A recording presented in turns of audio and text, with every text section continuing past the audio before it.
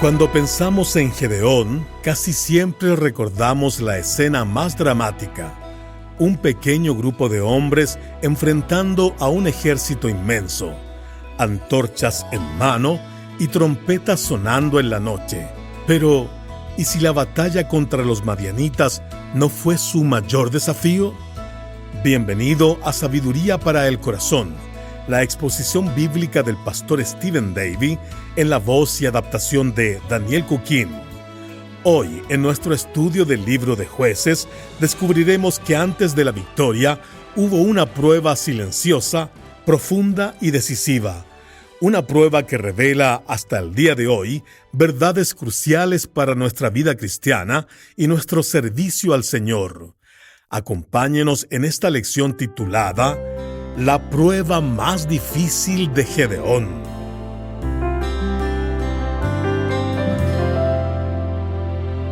Muchas personas han escuchado acerca de George Whitefield, uno de los líderes del avivamiento de los 1700, pero pocos conocen acerca de un hombre llamado William McCulloch. McCulloch, de hecho, fue la persona que preparó el terreno para que Whitefield tuviera el gran impacto que tuvo. Me pareció interesante mientras leía la biografía de William McCulloch que su ministerio a simple vista no pareció ser efectivo. Su propio hijo escribió que su padre parecía disfrutar más de estudiar hebreo de lo que parecía disfrutar predicando. Él lo describió como lento para hablar y extremadamente cauteloso. Él aún dijo que no creía que su padre fuera un predicador elocuente. De hecho, en el pueblo lo conocían como el ministro cervecero. Su hijo escribe, le pusieron ese sobrenombre porque cuando él se paraba para predicar, varias personas de la audiencia se paraban y se iban a la taberna para tomar cerveza. Sin embargo, Dios usó a este ministro cervecero. Aun cuando no era muy social y sus predicaciones no eran para nada dinámicas, Dios lo usó para preparar los corazones de miles de personas en Escocia. Y luego, cuando Whitefield llegó a predicar, Escocia estaba lista para escucharlo. A decir verdad, no es extraño que pasemos por alto a personas como William McCulloch. Generalmente recordamos y le prestamos atención a las personas que destacan, personas con grandes personalidades. Tendemos a seguir a estas personas. Nos dejamos influenciar por personas que son cautivantes e impresionantes. De hecho, cuando algún famoso o una persona de influencia llega a Cristo, nuestra tendencia natural es decir, ¡oh, wow! Y con el pasar del tiempo llegamos a preguntarnos cómo es que Dios pudo haber actuado antes sin esa persona. Sin embargo, 2 Corintios 12:9 nos muestra que el poder de Dios se perfecciona o se manifiesta de mejor manera cuando somos débiles. Quizás no se sienta para nada débil. Él dice, mi poder se perfecciona cuando mi pueblo entiende el hecho que, en realidad, fuera de mi poder es completamente indefenso. Es cuando mis hijos entienden que son débiles que mi poder puede ser manifestado en toda su capacidad. Y me di cuenta mientras estudiaba la vida de Gedeón, aquí en el capítulo 7 del libro de Jueces, que el problema ahora no es tanto con Gedeón, sino con el ejército de Gedeón. Su ejército está compuesto por muchas personas impresionantes. Ellos han venido voluntariamente para seguir a Gedeón en la batalla y son unos 32,000 hombres, lo que no es un número muy grande en comparación con la población de Israel, pero igualmente es un número significativo. Dios en este capítulo va a trabajar en este ejército, al igual que con Gedeón, para prepararlos para recibir y demostrar su poder divino. Le invito entonces a que vayamos juntos a Jueces capítulo 7 para continuar con el estudio de hoy. Al leer este pasaje vamos a descubrir que Gedeón probablemente está rodeado de demasiados héroes y no de suficientes siervos. Y Dios se va a encargar de eso.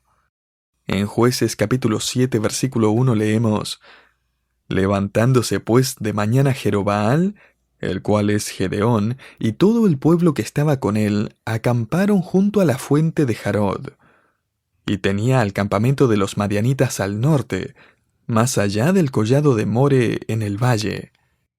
Entonces Gedeón, o Jerobaal, que es su sobrenombre, el cual, si recuerda, significa quien pelea contra Baal, desde ese lugar puede ver prácticamente todo el ejército madianita. El número de ese ejército era de unos 135,000 personas. Jueces 7:12 los describe así: y los madianitas, los amalecitas y los hijos del oriente estaban tendidos en el valle como langostas en multitud, y sus camellos eran innumerables, como la arena que está a la ribera del mar en multitud. Quizás Gedeón mira a su ejército de 32,000 hombres y empieza a dudar. En ese momento Dios habla con Gedeón. Mire lo que dice Jueces 7:2. Y Jehová dijo a Gedeón: el pueblo que está contigo es mucho para que yo entregue a los madianitas en su mano. Puedo escuchar a Gedeón diciendo: claro, Señor, seguro. O sea, no soy ningún matemático, pero obviamente 32,000 de los nuestros contra 135,000 enemigos significa que tenemos demasiada ventaja. Y sin embargo, Dios tenía algo más en mente. Note la última parte de Jueces 7:2. El pueblo que está contigo es mucho para que yo entregue a los madianitas en su mano, no sea que se alabe Israel contra mí diciendo: mi mano me ha salvado.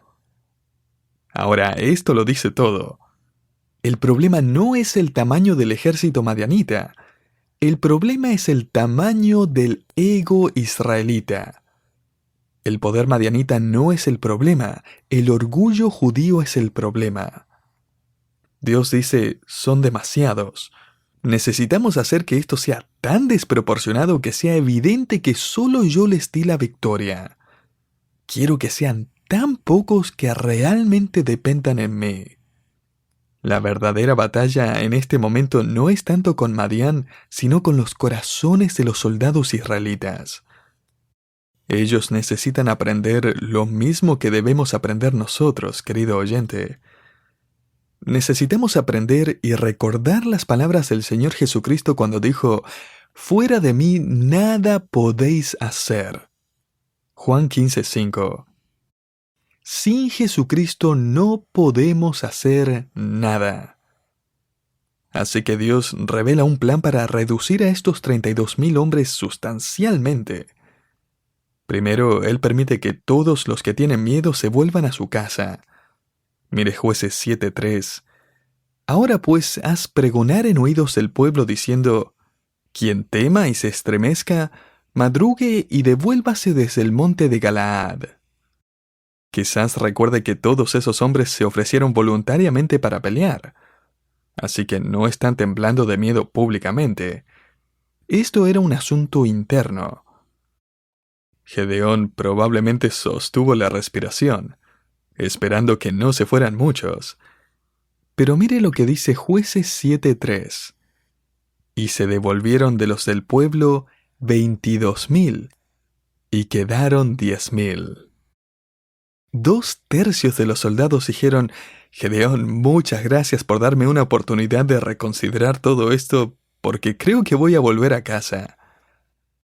Y así Gedeón quedó con solo 10,000 soldados. Ahora, es interesante que bajo la ley mosaica, según el libro de Deuteronomio, si un soldado israelita tenía miedo, no era obligado a pelear. De hecho, él podía volver a casa.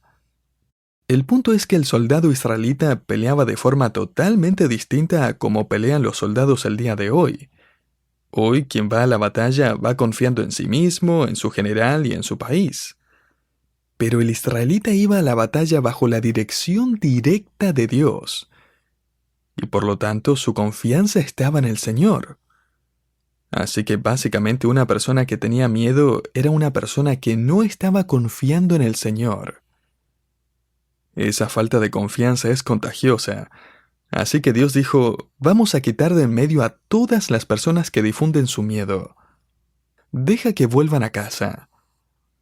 Esto es lo que pasa con 22,000 de los soldados de Gedeón. Así que Gedeón cuenta a los hombres que quedan y solo hay 10,000. En este momento, por dentro, Gedeón realmente empieza a temblar. Dios habla nuevamente en Jueces 7:4 y dice: «Aún es mucho el pueblo, llévalos a las aguas y allí te los probaré». La palabra hebrea probar podría traducirse como fundir. Es la palabra que se usa para describir el trabajo de un orfebre, un herrero o alguien que trabaja con metales. No es necesariamente una prueba para fortalecer, sino una prueba para separar. Dios va a quitar las impurezas.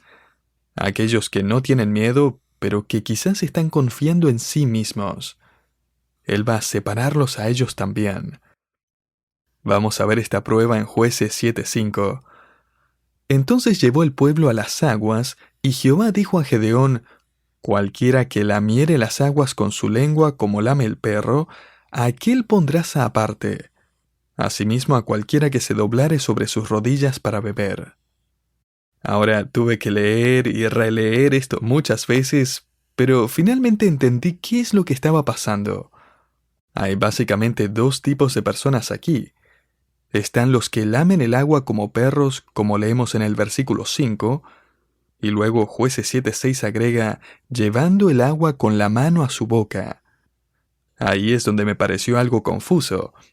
Pero lo que aparentemente está pasando aquí es que ellos están lamiendo el agua que se llevan a la boca con sus manos. No es que están lamiendo el agua directamente del río o donde sea que estaban. Y luego están aquellos, según el versículo 5, quienes se arrodillan para tomar. El versículo 6 nos deja saber que 9,700 soldados se arrodillaron para tomar. Ahora, la distinción clave aquí es que ellos no usaron sus manos. Ellos se arrodillaron y pusieron su rostro directamente en el agua. Y el punto aquí es que ellos quitaron sus ojos del enemigo. Hay 300 soldados que toman agua con una mano y con la otra están agarrando su espada. Esto revela una diferencia sutil en su actitud hacia el enemigo. Y es una diferencia sutil que debe estar en nuestros corazones también. Aunque Dios nos ha dado la victoria, no podemos subestimar al enemigo. Aquí no fue una actitud miedosa, sino una falta de enfoque que separó a estos hombres de los buenos soldados. Aquellos que sacaron agua en sus manos permanecieron alertas, enfocados y listos. Note Jueces 7:7. Entonces Jehová dijo a Gedeón: «Con estos 300 hombres que lamieron el agua os salvaré, y entregaré a los madianitas en tus manos. Váyase toda la demás gente cada uno a su lugar». Entonces, ¿cuántos hombres tiene Gedeón ahora? 300. 300 contra 135,000. Dios va a enseñarles que la batalla es solamente suya y que Él no necesita a nadie para ganarla. Mire Jueces 7:8.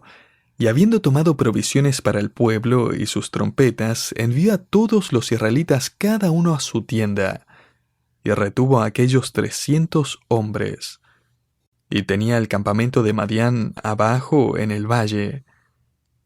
Estoy seguro que la primera reacción de Gedeón fue: «No, Señor, 300 no son suficientes». Y sin embargo, Dios tiene algo más en mente. Gedeón no es necesariamente el hombre más valiente del mundo. Él está confiando en Dios, sí, pero aún tiene miedo. Dios habla nuevamente con Gedeón, y permítame destacar los versículos 9 al 11. La verdad es que estos versículos me encantaron. Dicen así: «Aconteció que aquella noche Jehová le dijo: levántate y desciende al campamento, porque yo lo he entregado en tus manos. Y si tienes temor de descender, baja tú con Fura, tu criado, y oirás lo que hablan, y entonces tus manos se esforzarán y descenderás al campamento». Y él descendió con Fura, su criado, hasta los puestos avanzados de la gente armada que estaba en el campamento. Querido oyente, la compasión y la paciencia de Dios son fantásticas. Él no ridiculiza a Gedeón por tener miedo.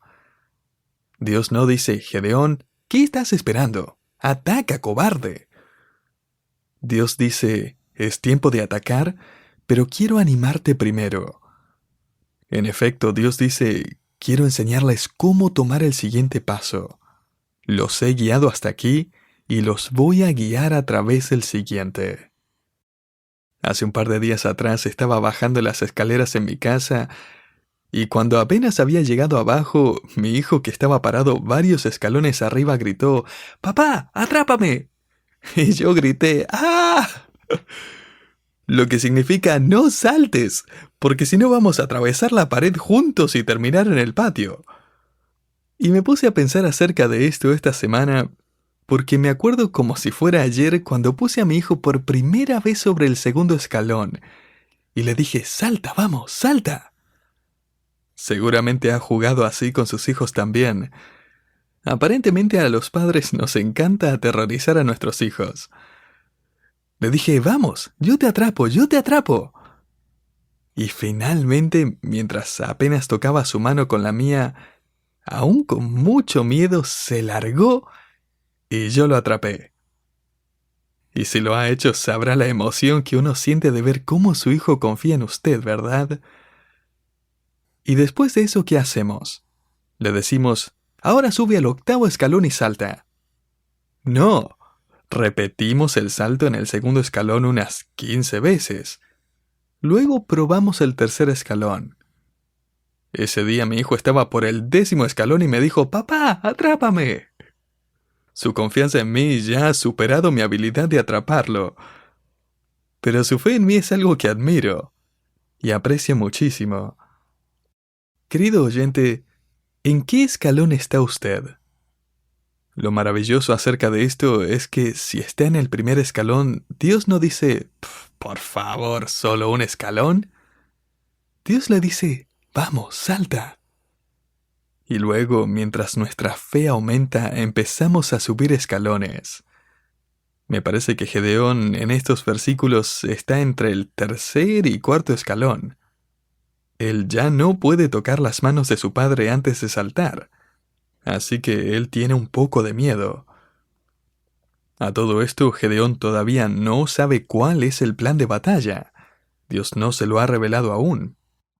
Así que Dios dice: Gedeón, quiero animarte a tomar el siguiente paso. Toma tu sirviente y ve hacia el campamento madianita, donde yo voy a animarte de la manera más inusual. Mire Jueces 7:13, donde Gedeón se escabulle en el campamento madianita. Cuando llegó Gedeón, he aquí que un hombre estaba contando a su compañero un sueño, diciendo: he aquí yo soñé un sueño.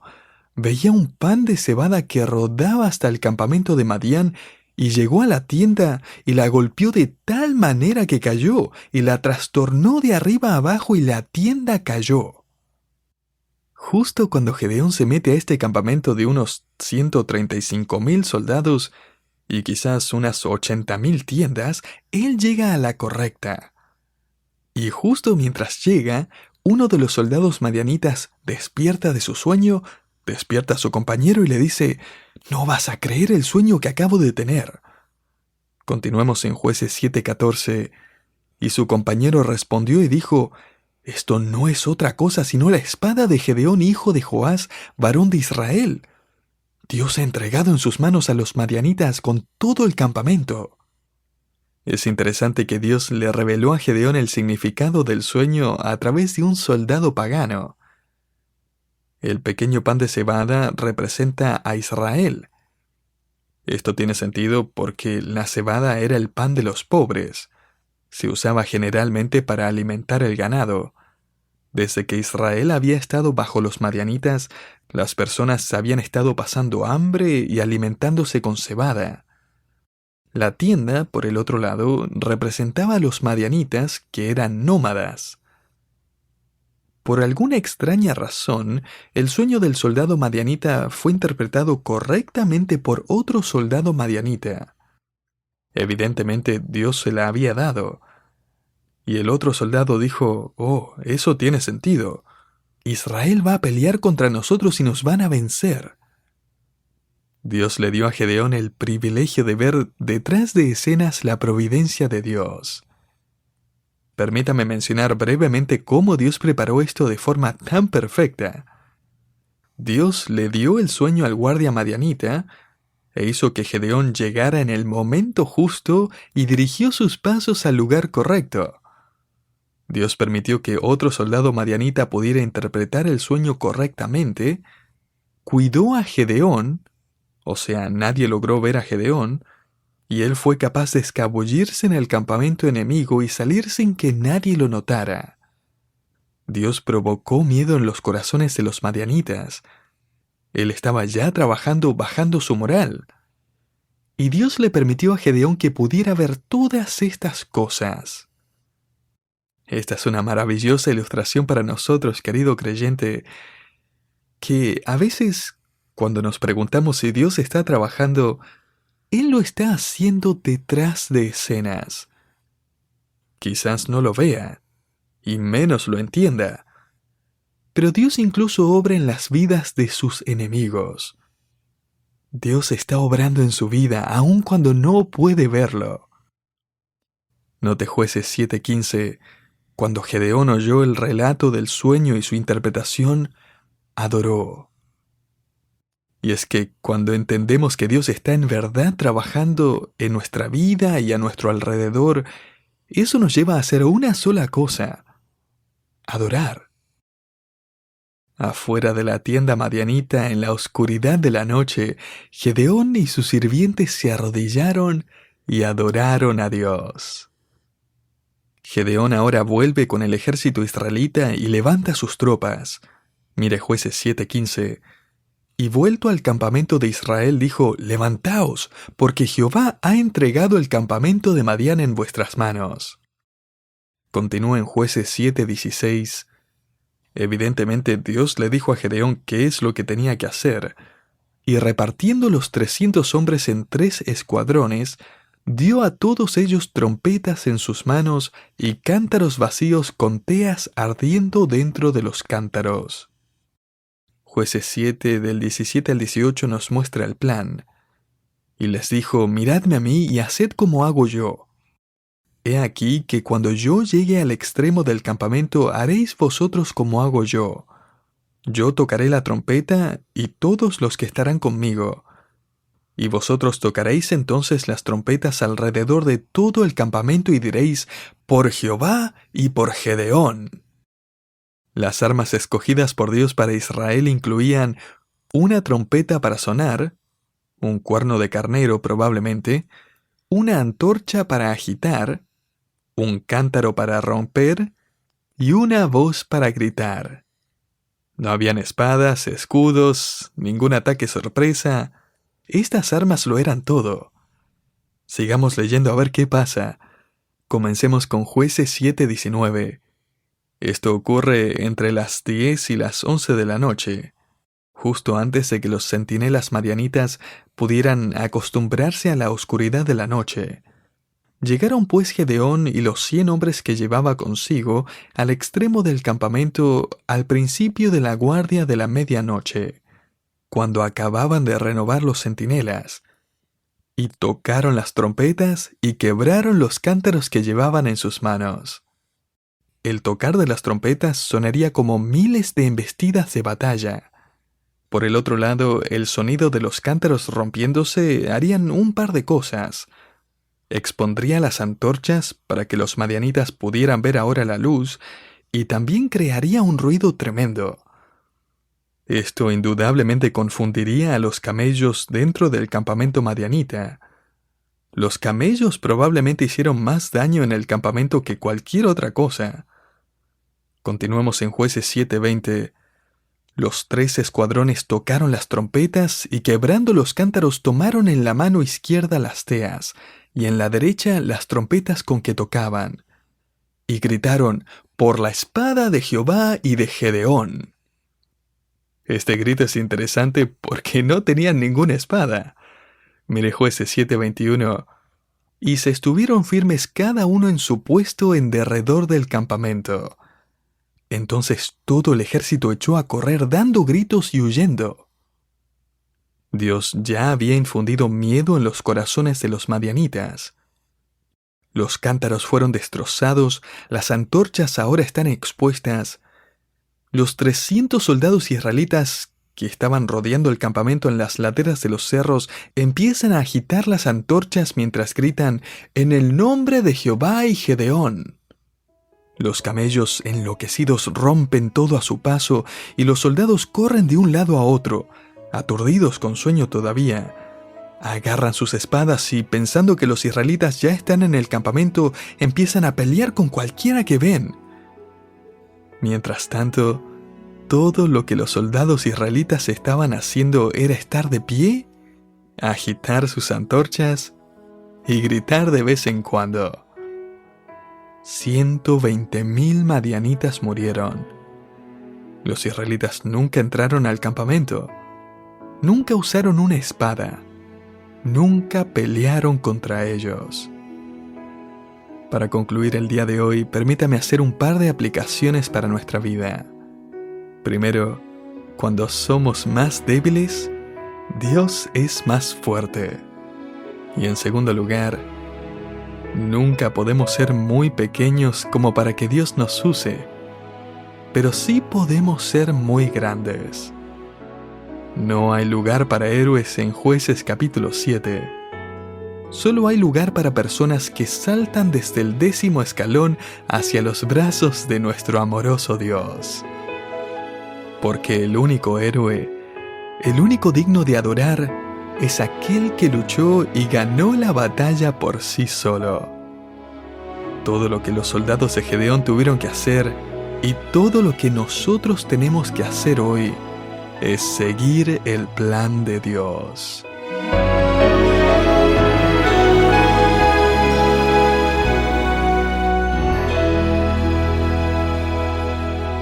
A veces la prueba más difícil no es enfrentar un enemigo visible, sino aprender a depender completamente del Señor. Cuando Dios nos deja sin ventaja, nos está enseñando que su poder es suficiente. Gracias por acompañarnos en Sabiduría para el Corazón, una producción del Ministerio Sabiduría Internacional. Hoy estudiamos el mensaje titulado La prueba más difícil de Gedeón, parte de nuestra serie de estudios en el libro de Jueces. Sabiduría Internacional es un ministerio que depende del Señor para su sostenimiento. Es a través de las ofrendas voluntarias de oyentes como usted que podemos producir estos recursos bíblicos y compartirlos con más personas. Si este ministerio ha sido de bendición para usted, le invitamos a participar visitando sabiduriainternacional.org/ofrendar. Le esperamos en nuestro próximo programa de Sabiduría para el Corazón.